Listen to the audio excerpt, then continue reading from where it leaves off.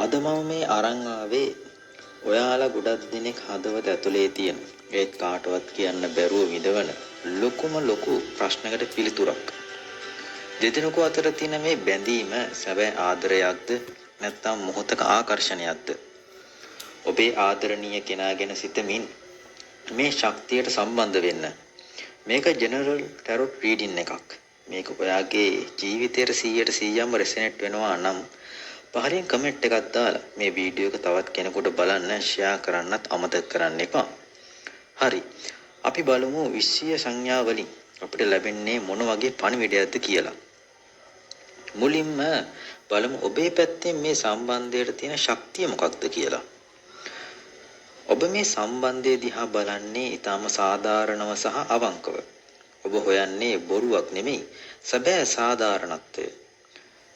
සමාන සැලකිල්ල සහ සත්‍ය විතරයි. ඔබ මේ බැඳීම ඇතුලේ ගොඩක් ඉවසලා තියෙනවා. හරි දේ සහ වැරදි දේ අතර ලොකු තීරණයක් ගන්න ඔබ මේ වෙනකොටත් සූදානම් වෙනවා. ඔබට ඕන ඔබේ ආදරයට සාධාරණ වටිනාකමක් ලබා දෙනවත් දකින්නයි. දැන් අපි බලමු අනෙක් පාර්ශවයේ එහෙමත් නැත්නම් ඔබේ ආදරණීය කෙනාගේ හැඟීම් මොන වගේද කියලා. එයාගේ පැත්තෙන් පෙන්눔 කරන්නේ ගොඩක් කලබලකාරී වේගවත් හැඟීම් වලට වඩා බුද්ධියට සහ ඉක්මන් තීරණ වලට මුල් තැන දෙන ශක්තියක්. එයා වෙලාවකට ගොඩක් ආවේගශීලී වෙන්නත් පුළුවන්. එකපාරටම ලොකු ආකර්ෂණයක් පෙන්නලා ආයෙත් මොහොතකට දුරස් වෙන ස්වභාවයක් එයා ළඟ තියෙනවා. එයා හැඟීම් ගැඹුරින් විඳිනවට වඩා తాවකාලිකව තීරණ මත ක්‍රියා කරන බවක් තමයි පෙන්눔 කරන්නේ. එතකොට මේ බැඳීම ඇතුලේ තියෙන ආකර්ෂණයේ ස්වභාවය මොකක්ද? අපි බලමු. අතීතයේ ලැබුණු රිදවීම් හෝ අත්දැකීම් නිසා දෙදෙනාගෙන් එක් අයෙක් හෝ දෙදෙනාම තමන් වටා ලොකු ආරක්ෂිත පවුරක් හදාගෙන ඉන්න බවක් තමයි මෙතන පෙන්눔 කරන්නේ. මෙතන තියෙන්නේ නිකන් ශරීර ආකර්ෂණයක් විතරක්ම නෙමෙයි. එකිනෙකාගේ බුද්ධිය, එකිනෙකාගේ පෞරුෂයට තියෙන ආකර්ෂණයක්. ඒත් එක්කම යම් කිසි සැකයක් බයක් සහ හදවත සම්පූර්ණ විවෘත නොකිරීමේ ස්වභාවයක් මේ බැඳීම ඇතුළු ක්‍රියාත්මක වෙනවා. දැන් අපි බලමු මේ සැබෑ ආදරයක්ද කියන තැනට එන අභ්‍යන්තර සත්‍ය මොකක්ද කියලා. මෙන්න මෙතන තමයි මේ රීඩින් එකේ ලොකුම සත්‍ය ඇංගිලා තියෙන්නේ. මේ බැඳීම ඇතුලේ තවමත් දෙදෙනාටම නොපෙනෙන එලි නොවූ රහස් හෝ නොවිසඳුණු මානසික අවුල් ජාලයක්ම තියෙනවා.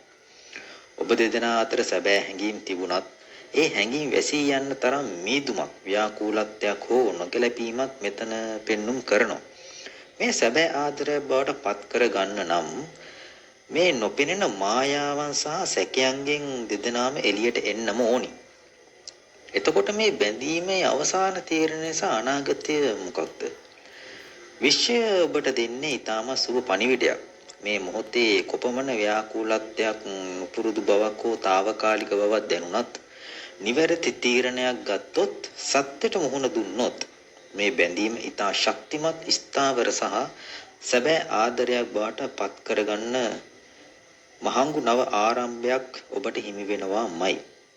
මේ తాවකාලික ආකර්ෂණයකින් පටන් ගත්තත් නිවැරදිව පෝෂණය කළොත් දීර්ඝකාලීන සහ සැබෑ සහ වටිනා සම්බන්ධයක් බවට පත්වීමේ පූර්ණ ශක්තිය මෙතන තියෙනවා.